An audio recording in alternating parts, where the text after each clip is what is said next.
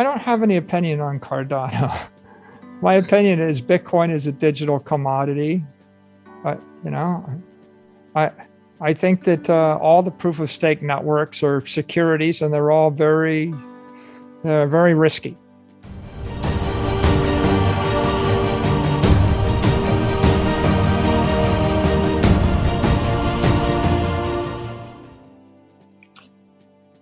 I think we're living in a very uncertain world right now, and there's a lot of political uncertainty with regard to politics, trade policy, labor policy, manufacturing policy.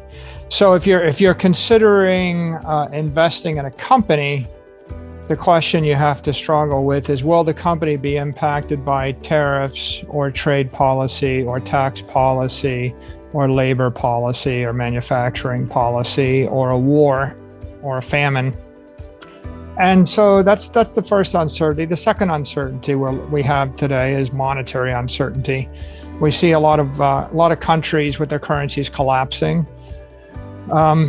In Argentina, they just implemented some capital controls limiting the amount of US dollars that companies are allowed to hold.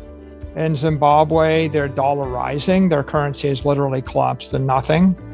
And so if you're holding a currency or you're holding a company or a bond that generates cash flows in anything other than the dollar, you have a massive amount of uncertainty and risk. If we look at the last 12 months, the euro has weakened against the dollar, the pound has weakened against the dollar, the yen has weakened against the dollar, the Turkish lira has weakened against the dollar. In fact, just about every currency in the world is collapsing against the dollar, anywhere from 10 to there's 20. a risk with currencies. There's the obvious risk with bonds. There's a risk with stocks. And that takes you to property and collectibles. So maybe you collect Rolexes. A lot of people are doing that. A lot of people, you can see what people are doing in this macroeconomic environment. They're buying watches. They're buying luxury cars. They're buying real estate. If you look over the past 2 years, the money supply expanded by 40%. Single family homes in the US increased in price by 40%. So it looks in the near term, over 2 years, like single family homes are a pretty good inflation hedge. Bitcoin's performed better than single family homes in that time frame. But now we're stuck with this issue of, well, are single family homes an inflation hedge over a decade? And the challenge there is that as the price of homes go up, then there's an incentive for home builders to build more homes. So commodities, they have an appeal, but if you can produce more of a commodity, then if I increase the price by a factor of 10, I increase the incentive to build that thing by a factor of 10. So silver, gold, lumber, oil, homes, real estate in general, they're all subject to supply-demand elasticity. So and when the demand increases 4% a year of the purchase price, that means that you have to come up with 40% of the purchase price over a decade to maintain it. Bitcoin's not going to cost you 40% of its purchase price to hold it for a decade. So the maintenance cost on digital property is lower than the maintenance cost on physical property. The scarcity on a digital commodity, well, that's a function of the protocol and the integrity of the protocol. So if I create a product like Dogecoin and I know I'm going to print more Dogecoin every year, right? It's not quite 5% inflation a year, but it's an inflating supply. Well, then you don't have a hard cap. You've got an increasing supply. It'll continue to increase in supply forever. That's an uncertainty. If a small group of people can change the protocol, that's another uncertainty. The reason that we don't trust stocks as money over 100 years is because the board of directors and the CEO can change the supply of the stock. So Apple might be a good company, but if the CEO of Apple changes, the new CEO might double the supply of the stock. And so it doesn't necessarily make a good currency or a good money over the long term. I'm not sure what the definition of wealthy would be. I think that Bitcoin is a good thing to buy and accumulate. So as a general rule, I think that it ought to be part of someone's long-term portfolio. I'm not going to define wealthy. It's like that's another topic, and I don't really think it's necessary. I think what's important is to give people a strategy to save their money. When I was growing up, my family wasn't wealthy. My father was a non-commissioned officer, a sergeant in the Air Force. What we had was a savings account, and the savings account yielded 6% interest. And now savings accounts don't yield any interest. And so if you're taking your paycheck and your savings every single month and you're saving them in currency, you're probably going to see your life savings dwindle away. So I'm an advocate of Bitcoin primarily because people need a technology to save their life's work or to save their assets at any level. Well, I think that Bitcoin is the first and the greatest and perhaps the only digital commodity. And a digital commodity means not a security. It means not without an issuer. So in a world where we're going through a digital transformation, you want a digital commodity to serve as the base layer. Because if I can put billions of dollars into a digital commodity on a layer 1, then I can move it on a layer 2 or layer 3 or layer 4 at the speed of light, friction-free, and I can store the money for 100 years. So there clearly is a benefit to having a layer 1 digital commodity.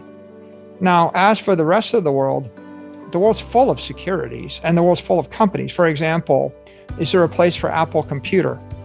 People in the crypto world seem to think that the only place there's technology that's relevant is crypto, right? They think that all the software engineers went into crypto. They didn't, right? There's software engineers working for IBM, and there's software engineers working for General Electric, and there's software engineers at Apple Computer and Google and Facebook and Amazon and the like. So if you want to invest in technology, right, invest, right? And by the way, when I talk about Bitcoin, I'm talking about saving. I'm actually converting money, a currency, into a commodity. I don't see, if you said to me, what are the other commodities that I might choose in lieu of Bitcoin? Gold, lumber, land, real estate, right? Oil, natural gas fields, right? Those are commodities in lieu of Bitcoin. That's what it competes with. If you were to say, well, do I want to invest in a technology? Well, what's Solana and Cardano and ETH are competing with each other in a technology realm, but in essence, they're private equities with teams, and it's like private venture capital. So if I had $1 billion of capital and my job was to invest in tech equities, I would be sifting between Apple and Google and Facebook. And if I had $1 billion of venture capital and I was a crypto VC fund and my limited partners wanted me to invest in private entities, high growth entities, the like, that was my mission, then I would be sifting through the other cryptos because I'm a VC. And if I'm a public company and I want to adopt a treasury reserve asset strategy, in lieu of, what are my choices? Sovereign debt. I can hold 30-year treasuries or 2-year treasuries. So I can either do that, or I can adopt a treasury reserve strategy where I buy gold. And I just buy 500 million worth of gold. Or I can adopt Bitcoin. With regard to Ethereum, I think Ethereum's a security. I think it's pretty obvious it's a security. It was issued via an ICO. There's a management team. There's a pre-mine. There's a hard fork. There's there's continual hard forks. There's a difficulty bomb that keeps getting pushed back. The difficulty bomb is going to wipe out the entire ETH mining industry. It's going to obliterate it, murder it. Okay. The fact that somebody is able to murder an entire industry and then they keep changing their mind every 6 months about whether to do it or not do it is indicia that it's a security and not a commodity. For it to be a commodity, there can't be an issuer. And the truth is, you can't really make decisions. I mean, one of the fundamental insights in the crypto industry is is the fact that you can change it is what makes it a security. So if you look at most of these cryptos where they have hard fork after hard fork after hard fork, the problem with a hard fork is that changing the protocol means that some development team is making a decision. And if you can change the protocol in a material way, you can change the monetary protocol, right? A hard fork can change the issuance pattern or can change the value of something. And so that makes an investment contract under securities law. And that means it passes the Howey test. So fundamentally, the problem with Ethereum is they keep changing it, right? From a securities law point of view, right? And there's a team of people that make recommendations. And if you want to establish yourself as a digital commodity, then you're trying to create something like gold in cyberspace. So for example, no gold miners in the world could change the physical characteristics of gold, right? If a government passed a law, I mean, they wouldn't send an email saying, oh, gold is now steel, or steel is now aluminum, right? You can't, if you can change the characteristics of it, right, then it's not a commodity, it's a security.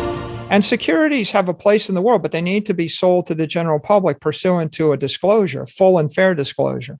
You want to take a company public, you have to disclose who owns the company, what are the risk factors, and that way people can make a decision. The problems I see right now, it's like, you know, you've still got the ETH locked up, and will the merge take place? Will it not take place? And then after it takes place, then the question is, how long is your ETH locked up? I think the crypto world is moving from its first decade, which is go fast and break things, to the next decade, which is let's try to keep, you know, the good that comes from the technology while we introduce it into the public policy framework that allows it to scale to the next order of magnitude. And if you're wondering what do the regulators think is good about crypto, this is not a secret. They've said it out loud. They think Bitcoin is good. They think that proof of work, such that you create a digital commodity using energy and no issuer, is a good thing. It's an innovation. It's a brilliancy. Well, what Satoshi did, the creation of digital commodity in cyberspace, or digital energy, or digital property, if you will, or digital money, using energy and SHA-256 or some hashing algorithm, that's a brilliancy. So there's a place for digital commodities. If you want to have an opinion on silver, I think you should study silver for 10,000 hours. And for someone to have an opinion on Ethereum, they should study that for 10,000 hours, and you can take their opinion if you like. My opinion is clearly the least risky thing and the purest thing that's come out of the crypto ecosystem is Bitcoin. And the reason I advocate it is because it's property and not a security. And I'm not going to advise you to invest in any private company. I'm not going to advise you to invest in any public company. I'm not going to advise you to invest in any of 20,000 other things. I think that those are all individual decisions that people have to make. And I would willingly grant, like, maybe the best investment for you is to own a ranch in Kansas. People do well, or own a bunch of lumber, right? Or own an oil well, or own a natural gas facility. There's a lot of businesses that make sense for people. And, you know, if you have proprietary knowledge about it, and you have strategic assets and interest in it, and it fits with your family, you know, your citizenship and your long-term intent, right, to live wherever you're going to live, then I think you do that thing.